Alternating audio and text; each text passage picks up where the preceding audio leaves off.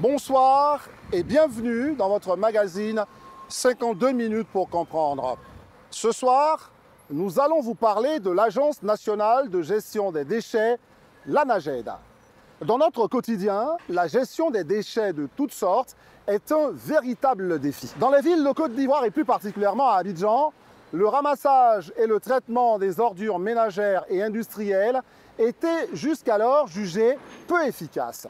Les difficultés de la prise en charge des ordures ont convaincu l'État de Côte d'Ivoire de mettre en place un organisme public, l'ANAGED, ex-ANASUR, pour lutter contre l'insalubrité dans nos villes. Cette institution, après avoir été l'objet d'un ensemble de réformes et d'un changement de dénomination, vient de mettre en œuvre un nouveau modèle de gestion des déchets dans la ville d'Abidjan à travers une concession à 2 entreprises.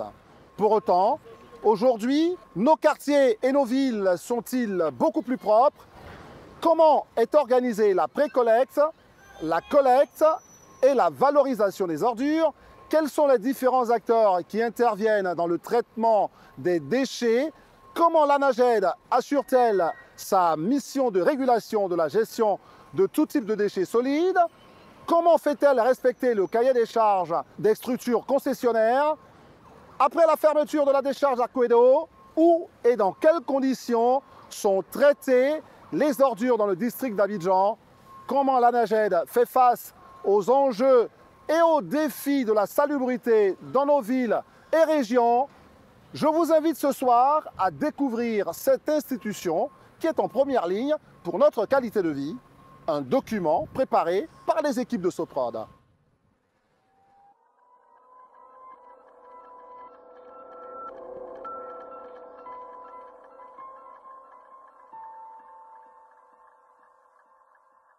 En 2018, près de 2 millions de tonnes de déchets ont été produites sur l'ensemble du territoire ivoirien. Le district d'Abidjan, à lui seul, produit 1,2 million de tonnes, soit plus de la moitié des déchets du pays. Face à cette production, l'État a mis en place depuis 2017 l'Agence nationale de gestion des déchets, l'ANAGED. Pour l'aider dans sa mission, cette institution s'appuie sur 2 structures privées. Maniou et Daouda sont agents contrôleurs. Chaque matin, ils se rendent sur le terrain pour vérifier le travail des opérateurs. Première escale, le quartier d'Andokwa. Monsieur, oui. S'il vous plaît. Qu'est-ce que vous essayez de faire à travers ça? Vous enlevez pas? Vu la taille, vu l'insalubrité d'ici là, on constate directement que ce caniveau-là fait un bon moment où ça n'a pas été curé. Donc ce caniveau a besoin de curage. Voilà, les populations eux-mêmes essaient de faire à leurs propres moyens, pendant que c'est l'opérateur qui devait s'en occuper. Dans ce quartier, l'acteur privé n'a pas fait son travail. Les 2 agents prennent des photos et en profitent pour sensibiliser la population. C'est vous-même qui faites que les caniveaux se retrouvent comme ça. Quand on vous dit de ne pas jeter les sachets partout, c'est ce qui crée ce genre de situation. Ça quitte loin. Oui, les ordures sont faites pour les poubelles. Oui. Quand il pleut là, ne sortez pas les poubelles pour jeter ça un peu partout. Voilà un exemple. Et quand c'est comme ça, là, dès qu'il pleut, tout ça se retrouve coincé là et l'eau ne passe plus. Donc évitez ça. Les poubelles sont faites pour les coffres. Ici là, c'est un kiosque. Ça là, ça ne peut prévenir que de ces kiosques là. On va leur parler. Coco. Oui, bonjour monsieur. C'est vous qui êtes le propriétaire d'ici? Bon, c'est mon grand frère, mais je suis son représentant. Votre grand frère. Ok. Comment ça se fait que vous jetez les ordures là? Donc, comme les véhicules de ramassage passent le matin là, donc c'est ici qu'on les garde.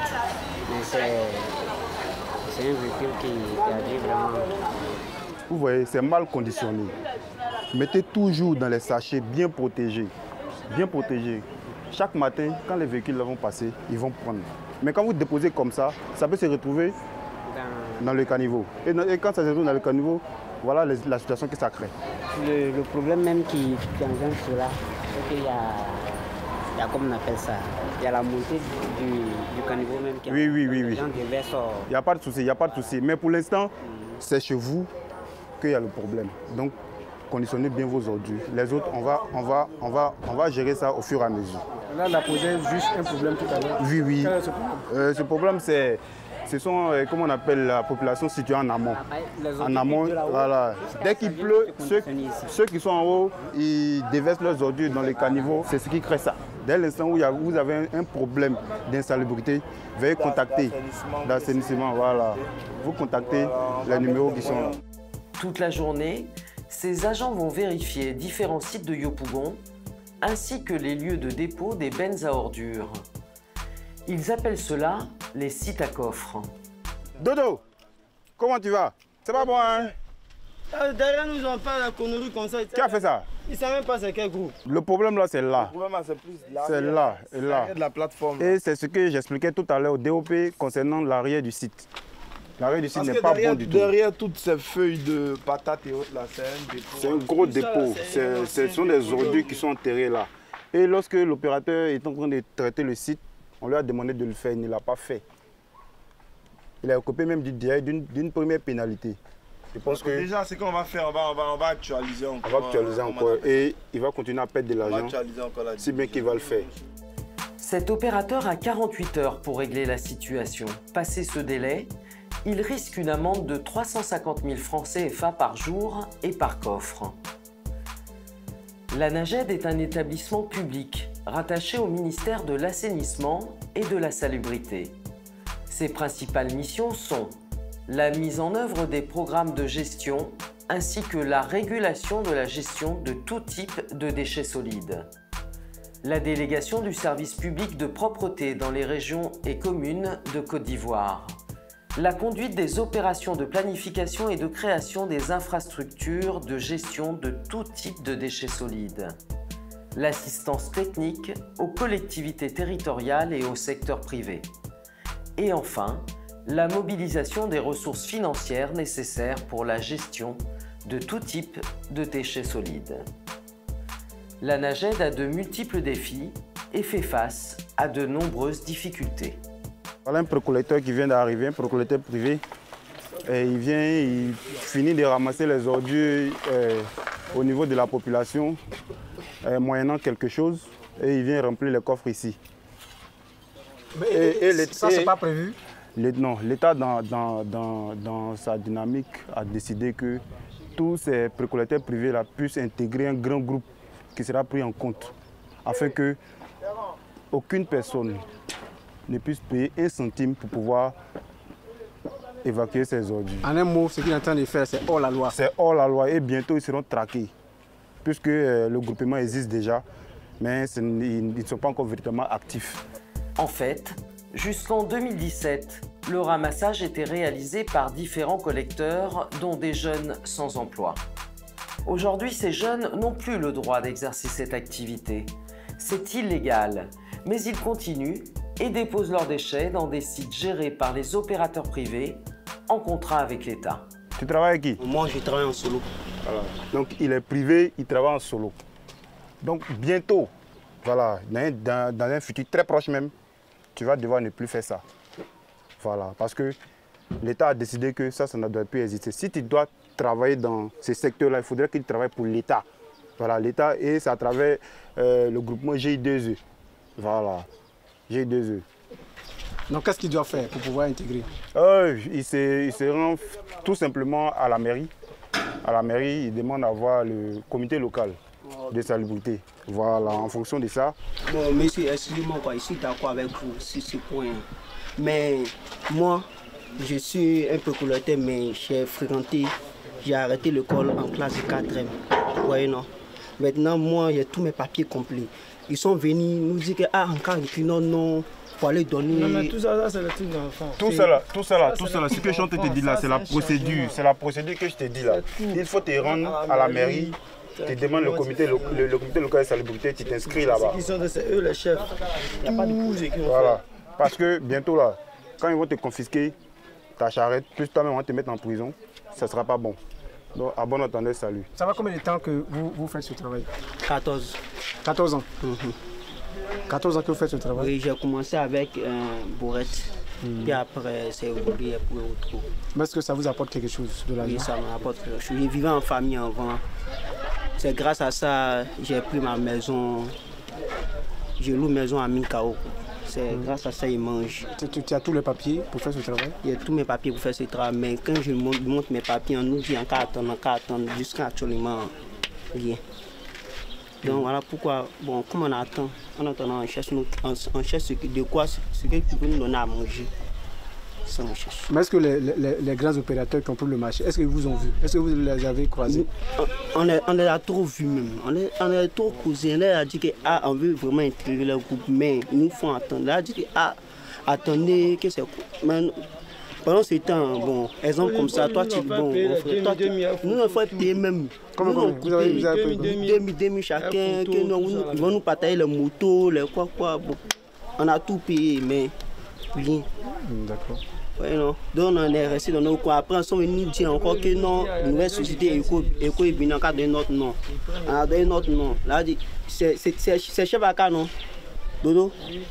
Il a donné notre nom pour qu'on puisse attendre, donner notre papier. Ceux qui ont les. Même si tu as attestation, tu peux donner, tu serais là, dans l'équipe. On a tout donné, mais rien. Et ça fait combien de temps que ça dure? Ça fait combien de temps? Ça vaut plus de. On peut dire presque un an même. Presque un an. Pour intégrer les sociétés privées de ramassage d'ordures, il n'y a rien à payer.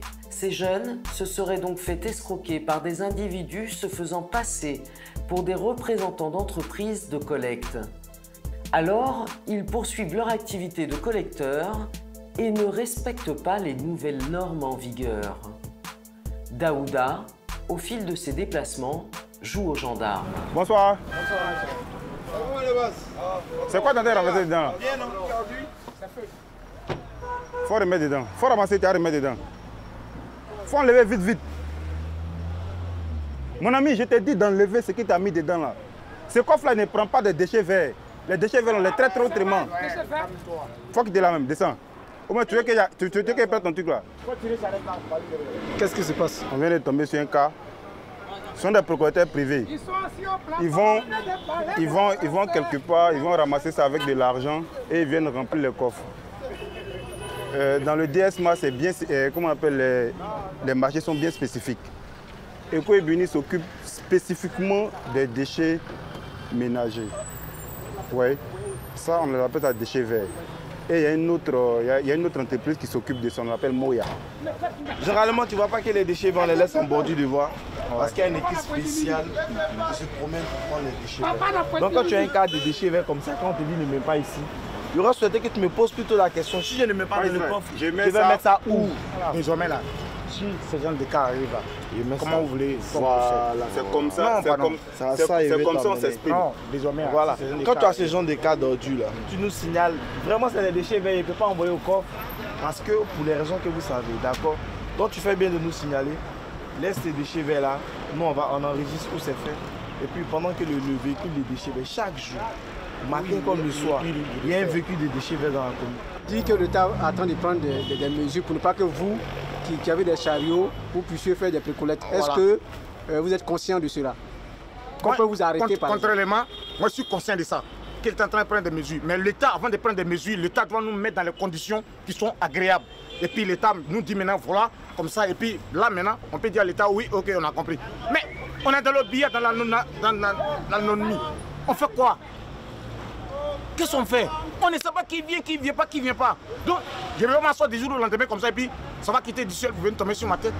Il faudrait que moi je me bats avant que le Dieu m'aide. Tout d'un coup, subitement, il y a un autre groupe encore qui vient d'arriver. Nous, on va faire la collecte et ils vont passer là où nous on fait la collecte et passer les encaisses et puis par mois ils vont me payer 60 000 francs. Imagine pour un homme qui gagne au moins 200 000, 300 000 dans le mois, qui paie sa maison, donc, qui a une famille. Attendez, quand vous ramassez les ordures, vous avez combien par mois? Vous gagnez combien par mois? Au moins 200 000. 200 000 francs par mois. Voilà. Qu'est-ce qu'on vous propose maintenant? Maintenant, on vient, on nous dit. Qui vous dit? Les structures qui viennent, on nous dit que nous allons travailler avec eux. Eux, ils vont nous payer 60 000 francs dans le mois. Tu vas lui donner 60 000 francs, il va payer maison, il va manger. Sa famille, 60 000 francs va lui suffire comment? Ça fait combien de temps que vous faites ce travail? Moi, depuis 2010, moi, je suis dedans. Donc ça veut dire 9 ans? Oui. Difficile de faire entendre raison à ces acteurs informels du secteur. Ce jour, Daouda et Maniou ont tenté de sensibiliser une dizaine de jeunes aux nouvelles lois en vigueur. En Côte d'Ivoire, une dizaine d'opérateurs privés assurent la collecte des déchets. Ces entreprises ont pour mission le nettoiement des communes et pour responsabilité, le balayage des voies, le curage des caniveaux et le désherbage, ainsi que la collecte, le tri et le transport des déchets vers des centres d'enfouissement technique. Ibrahim, vous allez faire premier pont, ok, avec la 414, ok. Donc ce matin-là, vous avez votre itinéraire, on vous a bien expliqué. Vous allez laisser Andokwa, ok, vous laissez Andokwa. Vous commencez par les 3 bacs à la montée du, voilà, sable, comment on appelle ça même, jusqu'à Gandhi. Gandhi, vous piquez camp militaire, les petits toits rouges. 7 h du matin, centre de transfert d'Ekoé Burni de Yopougon. Les équipes de balayage des voies et de collecte de déchets prennent leur service. Youssouf Traoré est leur superviseur. Moi, je jette un coup d'œil un peu partout. J'ai le regard à gauche et ensuite à droite pour voir un peu le niveau, les ordures, voir si tout est propre. Moi, je dois voir les bacs bien alignés, bien soignés, comme vous le voyez. Est-ce que c'est bien aligné? Oui, oui, là c'est bien. Là c'est bon. On a une agent qui est en train de balayer, je vérifie est-ce qu'elle est bien habillée, est-ce qu'elle a les accoutrements adéquats. Par exemple, elle, je constate qu'au lieu de porter ses chaussures normalement, je l'interpelle, je cherche à comprendre. Voilà. Madame, venez. Pourquoi vous n'avez pas bien porté vos chaussures? Ça me blesse. Tous mes pieds là, c'est devenu enflé. Tout quand l'hôtel me veut quitter. Vous avez signalé à vos superviseurs. Pourquoi? Vous devez signaler à vos superviseurs. Hein? Il y a l'infirmerie qui est là, on a l'hôpital qui est là. Il y a les médecins adéquats pour vous. Hein? C'est pas normal. Vous devez porter la chaussure correctement. Si vous êtes blessé, vous appelez votre superviseur pour lui dire. Ok? Donnez-moi vos noms. C'est quel nom? Qui est votre superviseur? C'est Mariam. Mariam, ok. Dans ce genre de cas, qu'est-ce qui risque l'ADEME? L'ADEME, on va chercher à comprendre. Est-ce qu'il faut vérifier d'abord l'information parce que ce qui n'est pas évident, est-ce que c'est vrai ou faux? Il faut vérifier l'information qu'elle vient de nous donner. Donc moi, je vais appeler sa responsable et signaler ce cas-là pour qu'elle vienne s'enquérir des nouvelles. Si réellement elle est malade, ils vont chercher à la remplacer. Envoyer une autre personne pour la remplacer. Cette société gère 8 communes d'Abidjan. 243 véhicules et 2000 agents de terrain sillonnent 24 heures sur 24 ces communes. Comment ça va? Les bacs là, vous n'avez pas bien placé ce bac là. Hein? Bac là? Oui. Il n'a pas fumé là. Oui. C'est un peu comme ça, on doit fumer de nous. Oui, mais quand c'est comme ça, il faut le pousser pour l'envoyer au fond. Le pousser là, quand même, vient de prendre. Non, mais vous poussez, il faut pousser un peu. Parce que c'est un peu venir sur la route, c'est pas bon. Il ne faut pas obstruer la voie. Oui, il faut pousser encore, il faut pousser. Voilà. Ok. C'est bon? Oui, c'est bon. Donc, vous enlevez les autres sachets qui sont en bas. Ok. Voilà. Donc, en fait, là, il le place comme ça pour pouvoir lever facilement. Donc, votre rôle, c'est d'assurer que tout est bien fait. Et tout et à là, fait. quel est le constat? On constate qu'il y a des bacs, que la population, malheureusement, nous endommage souvent certains bacs. Et ça peut parler de vos difficultés que vous rencontrez ici? Tout à fait, tout à fait. Moi, j'ai eu le cas, par exemple, une personne qui s'est fâchée, qui a commencé à renverser les bacs. Tout simplement parce que bon, il était un peu sous l'effet de l'alcool. Voilà. Bon, ce genre de personnes-là, ce qu'on fait, on cherche à le calmer. Et puis bon, si ça ne va pas, on le conduit au commissariat. Ces agents travaillent environ 10 heures par jour pour ramasser les poubelles. Et si ce superviseur contrôle d'aussi près ses équipes, c'est qu'un ramassage mal fait pourrait causer de sérieux problèmes à son employeur. La société pourrait en effet écoper d'amendes, voire même perdre son agrément. Siège de l'ANAGED. Chaque semaine, une réunion de coordination a lieu. Autour de la table, les agents de l'ANAGED, du BNET et les opérateurs privés. Objectif, recadrer les sociétés qui ne respectent pas toujours leurs obligations.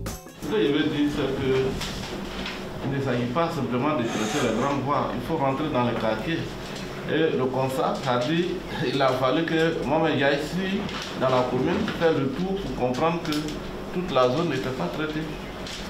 Et ça, c'est la semaine qui est passée. C'est pas bon. On arrive depuis, ça dit, quand tu rentres, tu prends la voie, comment on appelle, ici les transferts de Bengosso. Ce jour, on a découvert pratiquement plus de 15 dépôts. Sur la voie, plus de 15 dépôts. Que toute la zone par derrière n'est pas traitée. Pour pallier à ce problème-là, on a essayé de choses par rapport au point 2 de la convention, c'est de reprendre les opérateurs de ces comptes qui vont opérer dans la zone, hein, qui sont en train de se mettre en place en ce moment, et ils vont pouvoir ratisser et rentrer dans les ruelles avec les tricycles que vous avez définis et pouvoir ressortir les choses. Tous les opérateurs présents en prennent pour leur grade. On passe à la commune de Beaunois où jusque-là vous n'arrivez pas à maîtriser le site de Samo Marché. Ça fait un mois, à chaque moment on constate la présence d'ordures au pied du coffre.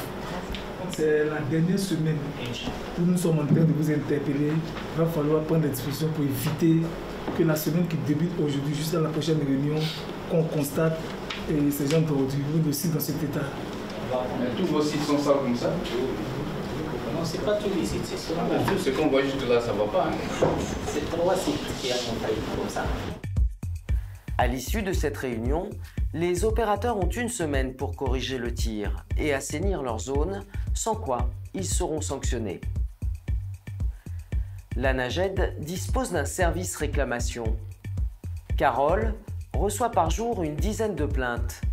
Des citoyens agacés par l'insalubrité de leur quartier. Vous êtes dans quelle zone? Le nom de votre commune? D'accord, madame, je comprends tout à fait, il n'y a pas de problème, je comprends tout à fait. Là, en ce moment, il y a des ordures là-bas. Ce qu'on va faire, j'ai déjà pris votre nom, je vais prendre le point précis de la localisation et je vais faire remonter l'information pour qu'on puisse trouver une solution au ramassage d'ordures. Calmez-vous, ne soyez pas en colère, vous avez parfaitement raison. Merci de votre appel, madame. Pardon? C'est qui au téléphone? Une plaignante qui nous a appelé pour sa réclamation. Un cas de ramassage d'ordures qui n'était pas vraiment contente, pas du tout. Voilà. C'est pour ça que j'ai mis du temps au téléphone à parler avec elle, mais on va trouver une solution à cela. Elle dit quoi exactement? Elle a dit qu'il y a un dépôt d'ordures devant chez elle, voilà, et qu'elle aimerait vraiment que ce soit résolu, que ce soit enlevé. Ces plaintes seraient traitées en 48 heures maximum. Et pour répondre à la demande, l'ANAGED s'appuie sur ses partenaires privés. Cette équipe ne traite que les plaintes de la population, en moyenne une trentaine par jour. Guy et Nibé travaillent dans cette société depuis 4 mois. Il y a une plainte ici. Oui, il y a une plainte ici. Qui c'est plainte? C'est quelle plainte? Bon, il y a un monsieur qui est ici, hein. C'est lui qui a appelé. Il a dit quoi? Oui, ça fait 2 à 3 jours que les gens ne viennent pas traiter la cité. C'est pour cela que nous, on nous a appelés. Bonjour. C'est vous qui avez appelé? Oh, oui, c'est moi. Qu'est-ce qui s'est passé? Comme je tenais le coin, c'est sale. Donc ça, je l'ai appelé, vraiment pardonner, je l'ai enlevé aujourd'hui. Ça fait combien de temps les déchets ont duré? Le déchet là, bon, ça a pris une semaine, ça n'a pas arrivé une semaine, bon, ça a pris une semaine quoi. Environ une semaine. Voilà. Tu sais, le manger dessus, si ça fait aujourd'hui ou demain, 3 jours, tu vois que ça fait 1 an, ça sent. Donc ça, c'est venu aujourd'hui, c'est vraiment ça. Quand ils sont venus, les boss aussi sont contents. Vraiment, maman, ils sont contents aussi. Tu vois, non? Voilà, vraiment, c'est devenu propre, vraiment, c'est bon. Qu'est-ce qui est plus difficile dans ce travail que vous faites? Ce qui est difficile, c'est quand les déchets sont à terre que nous on ramasse, c'est ça qui nous pénalise un peu. Quand c'est versé par terre, ce n'est pas dans les châssis. Lorsqu'on attache, on vient, on est obligé de ramasser un enquête, rassembler, mettre dans le bac et puis jeter dedans. Et vous arrivez souvent où les populations laissent les déchets par terre, versent par terre. Oui. C'est ce qui vous fatigue. Oui. Mais vous êtes obligé de ramasser quand même, non? Oui, nous sommes obligés de ramasser. Vous travaillez beaucoup la main, ça peut vous porter les gants? Il faut travailler à la main parce que les déchets, nous devons prendre à la main pour jeter dans le coffre. Mais est-ce qu'il y a des risques de contamination? Est-ce que lorsque vous finissez, il y a des produits que vous prenez? Oui, oui. Il y a des produits que nous prenons pour laver nous, mais lorsqu'on finit de travailler.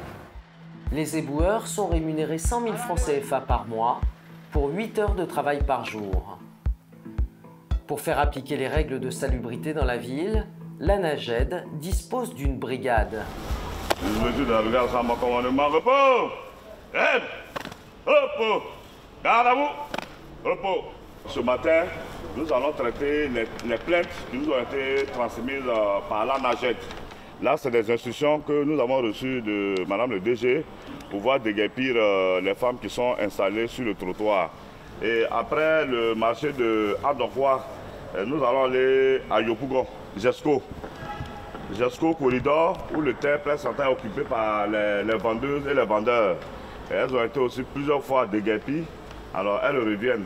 Alors, ce qu'on appelle un peu des récalcitrants et des récidives. Donc là encore, on va pour les réprimer. Et là, quand on va, vous les réprimez, vous saisissez tout ce que vous trouvez sur le domaine public et vous rendez compte à la hiérarchie. Une centaine d'agents composés de policiers, de gendarmes et de civils sont affectés à cette brigade. Ce jour, ils ont pour mission de faire régner l'ordre dans un quartier de Yopougon. Prenez ça!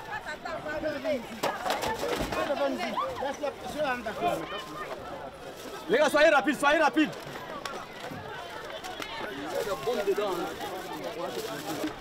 Faites venir le marteau là! Le marteau, cassez-moi ça là! Le marteau! Leur mission, faire en sorte que les commerçants de rue ne s'installent plus sur les voies publiques et surtout sur les caniveaux. C'est des fourreaux, mais c'est pas grave, cassez les tables là! Cassez les tables! Qu'est-ce qui s'est passé? C'est votre première intervention? Non, mais ça fait plusieurs fois que nous venons.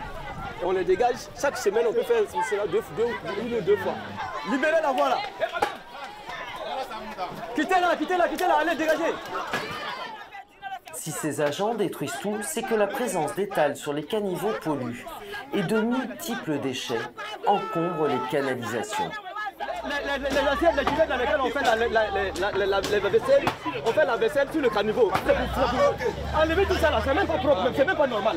La nourriture, et puis ça y est, le caniveau là n'est pas propre. Vous lavez les assiettes dedans et puis vous allez servir aux gens. Voilà. Ce qu'on fait là, c'est ce qui est normal qu'on fait. Conséquence de cette multitude de déchets, les évacuations sont bouchées et polluent le quartier. Mais difficile de faire entendre raison à ces vendeuses.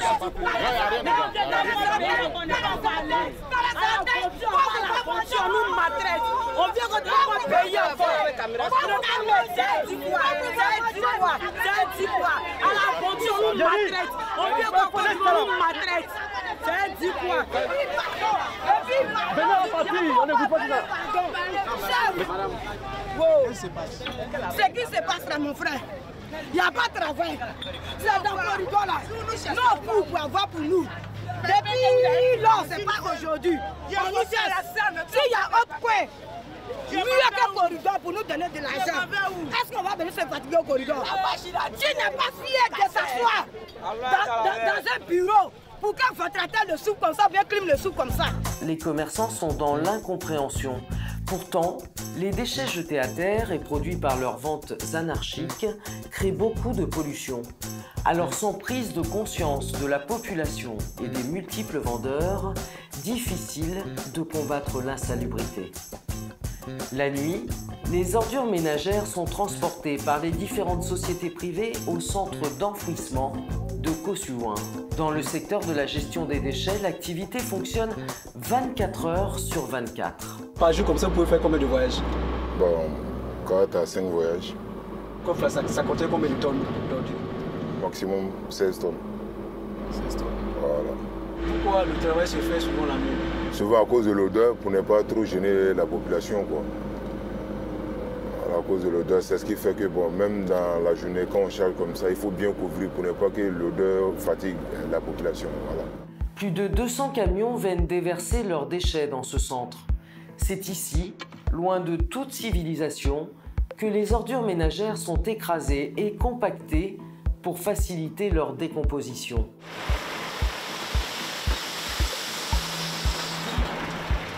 Par jour, c'est combien de tonnes de déchets? La moyenne, c'est 3800 tonnes par jour. La qualité de déchets à Côte d'Ivoire, c'est un peu différent de la qualité de déchets à l'Europe et à l'Amérique. Mais ici, quelle est Pourquoi? la qualité ici? Parce qu'ici, la qualité, il a beaucoup de quantité organique. C'est pourquoi? Parce qu'il a déjà sur place un système informel de tri, qu'il y a des personnes qui prennent les petites bouteilles de l'eau, des petites bouteilles de plastique pour vendre. Il y a des personnes qui s'occupent de ramasser les cartons. Tout ça n'arrive pas ici. Ici arrivent les ordures qui sont organiques. La banane, le mandioc, tout ça arrive ici. Et comme la nourriture des personnes de la Côte d'Ivoire, c'est une nourriture avec beaucoup d'organique, les déchets sont trop organiques. C'est ça les différences, la qualité. La finalité de tous ces déchets que vous collectez, c'est pour faire quoi? Ça, c'est pour faire l'effacement, on fait le contrôle, on dépose, on fait le contrôle, on fait le compactage, on dépose le géomembrane. Après, on dépose un autre fois de géotextile, on dépose 1,5 mètre de terrain. Après, on met du gazon, tout ça, les arbres, sous cette quantité de déchets. Ça sera un parc vert, ça sera un jardin. Mais cette zone-là, ce village-là sera totalement différent d'ici à 20 ans. Ce centre s'étend sur une centaine d'hectares.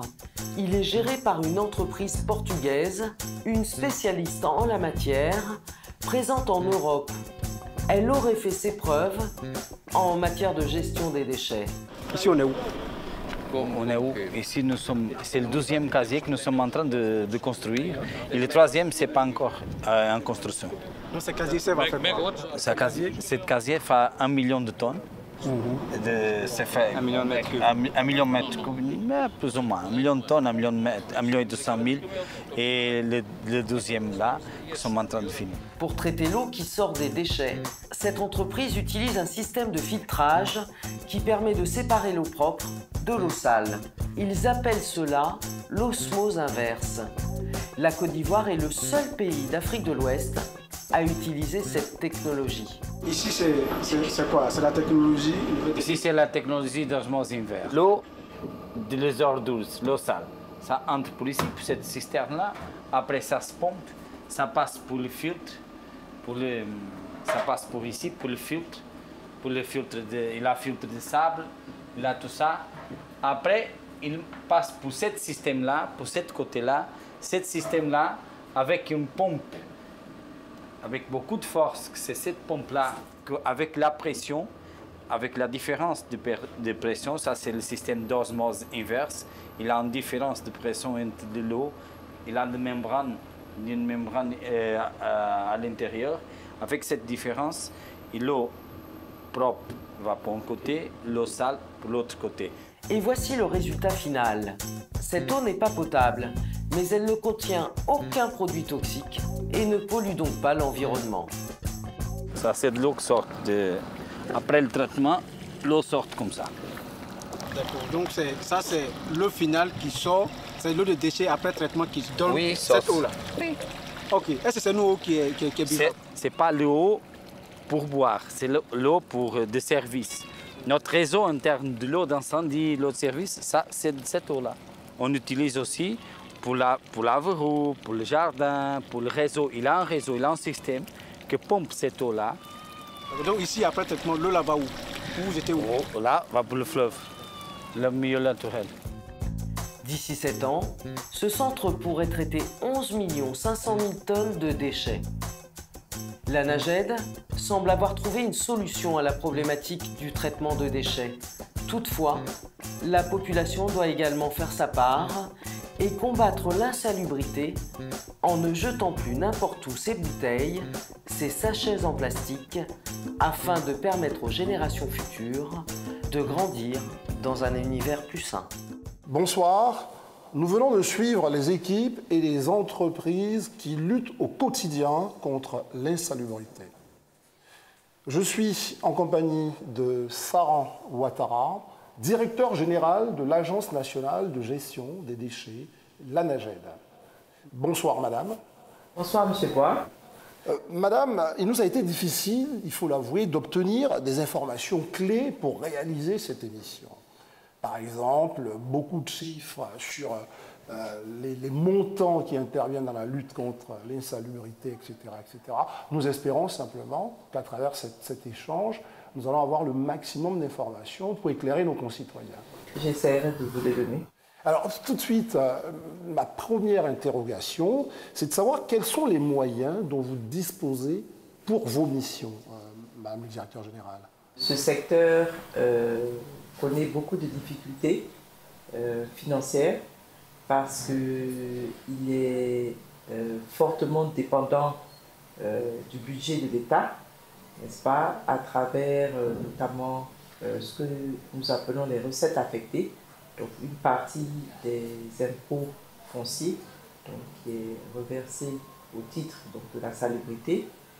Et vous savez que toutes ces recettes sont centralisées donc, au niveau du Trésor, donc dans la cagnotte commune.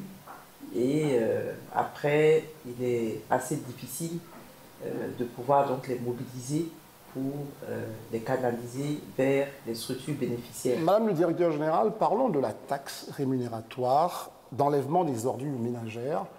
Cette taxe qui est prélevée au travers de la facture d'électricité. À quoi sert-elle véritablement? Effectivement, comme son nom l'indique, sert à financer une partie donc, des dépenses afférentes à l'enlèvement des ordures ménagères. En réalité, cette taxe ne représente qu'une infime partie, n'est-ce pas, des ressources dont nous avons besoin. Le montant annuel qui est mobilisé au titre de cette facture n'excède pas 3 milliards. N'est-ce pas? Et ces 3 milliards ne correspondent même pas à un mois de règlement de prestation des ordures ménagères. Donc vous voyez bien qu'il représente une goutte vraiment dans un océan. Et cet océan-là représente combien? Vous estimez aujourd'hui les moyens pour véritablement être efficace à combien? Mais rien qu'au niveau d'Abidjan, vous avez pu constater depuis quelques mois que dans le cadre de la réforme que le gouvernement a entrepris au niveau donc du district d'Abidjan, avec le recrutement de nouveaux opérateurs, etc. Voilà. C'est une réforme qui, ne serait-ce qu'à ce niveau, coûte à l'État de Côte d'Ivoire au moins 40 milliards. 40 milliards l'année. Et ça, je vous dis, c'est pour le district d'Abidjan, oui. N'est-ce pas? Donc, on a quelques villes à l'intérieur du pays qui disposent d'opérateurs, comme à Abidjan, n'est-ce pas? Et quand on ajoute donc le coût de ces prestations à l'intérieur du pays à celle d'Abidjan, nous sommes facilement à 55 voire 60 milliards. 60 milliards. Donc vous comprenez bien que 3 milliards sur 60 milliards, on est vraiment loin du compte. Je vous ai entendu dire, à travers une intervention dans la presse, que la compagnie ivoirienne d'électricité ne jouait pas totalement son rôle, qui était de reverser cet argent. Est-ce que c'est toujours le cas ou les choses ont évolué de votre point de vue? Ça a été le cas pendant longtemps.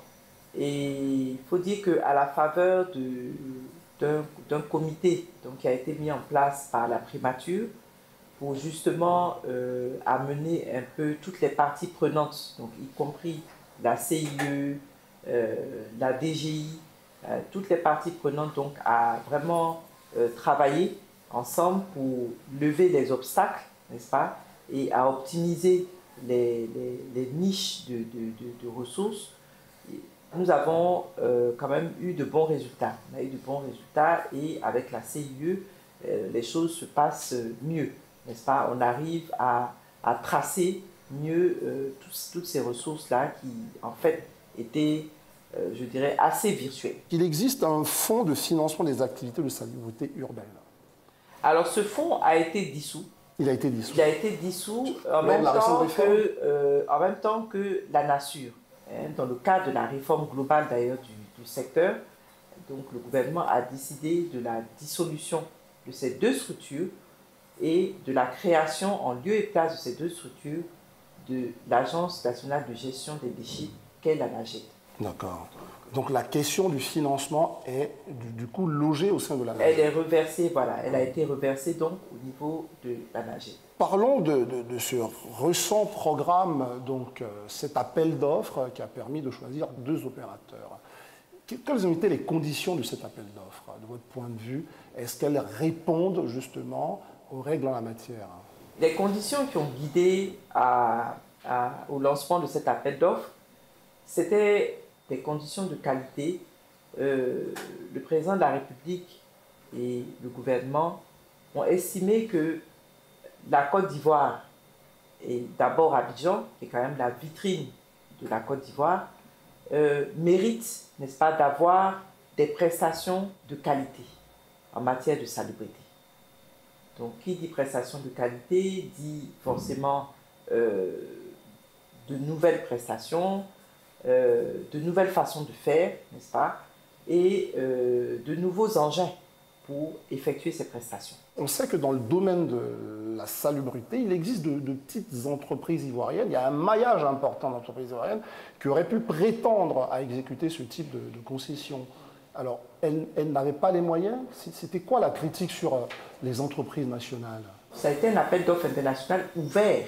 Les entreprises ivoiriennes auraient pu... Ouvert à tout le monde. Aux entreprises aussi bien étrangères qu'ivoiriennes. Et des entreprises ivoiriennes ont d'ailleurs soumissionné. Elles n'ont peut-être pas été retenues parce qu'effectivement, les critères de sélection ont été vraiment revus à la hausse. Mais il n'empêche que nous avons quand même parmi les opérateurs qui exercent actuellement, donc qui ont été retenus, nous avons un opérateur qui exerce avec des locaux. C'est un consortium. C'est un consortium, exactement, avec des locaux. Donc c'est pour dire que c'est un appel d'offres qui est tout à fait, qui visait tout le monde. Alors, voilà. Sur cet appel d'offres aujourd'hui, quel bilan vous faites de leur action? Les opérations ont commencé en fait depuis le 2 novembre, et 2 novembre donc 2018, et elles ont été effectuées de façon graduelle. Donc les opérateurs se sont déployés progressivement. Donc depuis le 15 décembre 2018, tout le district d'Abidjan, l'intégralité du district d'Abidjan donc est couvert par ces nouveaux opérateurs. Donc ça fait, nous sommes à 5 mois d'opération. Est-ce que c'est trop tôt pour en tirer un bilan ou Écoutez, c'est un peu tôt quand même pour en tirer un bilan, mais déjà ce qui est perceptible, c'est que la ville, le district en tout cas, présente un visage beaucoup plus propre, beaucoup plus net, n'est-ce pas, qu'il ne l'était. Et il est clair qu'il y a encore des réglages à faire en interne, ce que nous nous attenons à faire au quotidien. Comment vous poussez ces structures-là à respecter l'ensemble du cahier des charges? Quels sont les moyens que vous mettez en œuvre? Nous avons tout un dispositif de contrôle, n'est-ce pas, qui est en place et qui se déploie sur le terrain. Et toutes les communes, tous les lots, n'est-ce pas, où les opérateurs interviennent sont quadrillés, ils font l'objet d'un maillage donc par nos services de contrôle à NAGED, mais également par le BENEX, n'est-ce pas, par le BENEX, pour que nous puissions avoir le maximum donc d'objectivité, n'est-ce pas, et de technicité dans nos interventions. Il reste encore beaucoup de difficultés entre les petits précollecteurs, les collecteurs, les grands, ceux qui ont les camions. Finalement, qu'est-ce qu'il faut faire pour remettre un peu de l'ordre dans tout ça? Nous, ce que nous avons décidé de faire, c'est de quand même maintenir ce métier, mais qu'il soit en sous-traitance, comme je vous ai dit tout à l'heure, en sous-traitance avec les opérateurs. Est-ce que les opérateurs comprennent cette exigence-là de la part de l'État que vous êtes? Mais bien sûr, tout à fait. Tout à fait. Nous travaillons encore à affiner les choses parce qu'évidemment, vous avez toujours dans ce genre de négociations certains qui ne veulent pas adhérer au mouvement de groupe. Donc voilà, c'est pour tout ça que je parle de réglage interne, mais la majorité donc, de ces associations de précollecteurs travaillent sous le couvert donc, des opérateurs locaux qui, eux, donc, sont en sous-traitance avec les premiers opérateurs. Donc, si vous voulez, il s'agit d'une sous-traitance à un deuxième niveau. Un deuxième niveau. Voilà. Donc, on va revenir un peu à la décharge d'Akwedo. Cette décharge est fermée, ou en tout cas, elle est en cours d'être fermée définitivement. Cette fermeture était-elle inévitable? Elle était nécessaire, indispensable depuis de longues années déjà. Pour la bonne et simple raison que la décharge a été créée en 1965, donc elle a quand même plus de 50 ans. Ensuite, elle a été rattrapée par l'urbanisation galopante. Donc elle s'est retrouvée au milieu de la ville, en définitive, avec toutes les nuisances que cela comporte. Et puis c'est une décharge qui était en fait une décharge sauvage, donc qui ne répondait à aucune norme environnementale, sanitaire, rien du tout. Alors, elle ne répondait pas à un certain nombre de normes que vous-même vous dénoncez. Comment se met en œuvre cette fermeture? Les riverains, l'ensemble justement des acteurs, évidemment sociaux et locaux qui sont autour, se posent beaucoup de questions sur le traitement de la fermeture d'Aquedo. Qu'est-ce qui est mis en œuvre véritablement? La décharge a fermé officiellement à la fin décembre 2018. Et depuis lors, donc, il y a une entreprise qui travaille pour sa réhabilitation. Donc d'abord, il faudra donc dépolluer tous ces sites-là et puis procéder donc à la réhabilitation de la décharge. Donc c'est ce à quoi s'emploie donc cette entreprise. Aquedo étant fermé, nous avons un nouveau site d'enfouissement, le centre d'enfouissement de Kossi-Ouin. Alors, quelle est, on va dire, la nouveauté qu'apporte ce centre dans la gestion des ordures ménagères ou des ordures solides en Côte d'Ivoire? Il fonctionne par ce qu'on appelle à travers des casiers. D'accord? Des casiers, donc ce sont des alvéoles. Ce sont des alvéoles qui sont creusés et dans la terre, donc de grands trous. Et ces alvéoles sont protégées. Elles sont protégées par beaucoup de matières, n'est-ce pas? Notamment la géomembrane, donc des matières qui permettent donc d'imperméabiliser le sol et d'empêcher donc le lixivia. Le lixivia, c'est le liquide qui s'écoule des déchets, n'est-ce pas, et qui peut donc souiller la nappe phréatique. Il est bon également de dire que c'est un centre dont la localisation n'a pas été choisie au hasard. C'est un centre qui a fait l'objet de toutes les études d'impact environnemental et social. Ça, c'est très, très, très important. Le centre, il est géré comment? Comment ça se passe? C'est vous qui êtes en première ligne? C'est un opérateur? Quel est le modèle qui a été choisi pour la gestion de ce centre? Merci. Alors, pour ce centre de Kossi-Ouin, on a donc l'opérateur qui a conçu et qui a réalisé le centre et qui l'opère, d'accord, qui assure donc son opéralisation au quotidien. D'accord. Et il a assisté de l'ANAGED, il a assisté du BNET, il a assisté également de membres de cabinets internationaux, n'est-ce pas, que nous nous sommes attachés, que le gouvernement s'est attaché pour quand même regarder. Nous sommes au premier mois, n'est-ce pas, de l'exploitation. Donc, on a quand même pris le soin de s'attacher les services d'experts en la matière qui vont donc suivre l'exploitation de ce centre pendant une durée d'1 an à 18 mois pour être sûr que le centre est exploité vraiment comme il doit l'être pour éviter tout souci environnemental. Parlons de votre déploiement sur l'ensemble de la Côte d'Ivoire, parce que là, on est vraiment centré sur Abidjan, mais c'est sur toute la Côte d'Ivoire. Quels sont les autres modèles en cours dans les autres grandes villes du pays? Là-bas aussi, il faut des modèles de traitement des déchets, de centres d'enfouissement, centrales pour brûler les déchets. Qu'est-ce qui est prévu pour les autres grandes villes de ce pays? Nous avons déjà des opérateurs, au niveau de Boaké, au niveau de San Pedro, de Korogo et puis de Yamoussoukro. Donc nous avons des opérateurs qui exercent depuis quelques années. Et des opérateurs que vous allez continuer de maintenir, parce qu'il n'y aura pas de changement. Ah non, il n'y a pas de... D'accord. Non. Et à côté donc de ces villes, nous avons dans notre plan d'expansion l'intention de nous installer encore, enfin d'amener des opérateurs dans 2 ou 3 villes de l'intérieur. Ceci se fera d'ici l'année prochaine, 2020. Quels sont les enjeux et les perspectives de votre institution? Les perspectives, c'est d'aller de l'avant, de couvrir, comme vous l'avez dit, toute la Côte d'Ivoire, parce que la Côte d'Ivoire ne se limite pas au district d'Abidjan. Nous nous sommes attaqués d'abord au district d'Abidjan parce que c'était la vitrine, c'est l'Abidjan et la vitrine de la Côte d'Ivoire. Cela dit, nous avons encore toute la Côte d'Ivoire pour laquelle donc, nous devons travailler, mettre en place donc, des systèmes de gestion de salubrité, ce à quoi nous nous attelons et nous continuerons de nous atteler. En tout cas, c'est notre prochain challenge, notre prochain défi. Madame Saran Ouattara, vous êtes directeur général de l'Agence nationale de gestion des déchets en Côte d'Ivoire. Nous vous remercions de nous avoir accordé cet échange.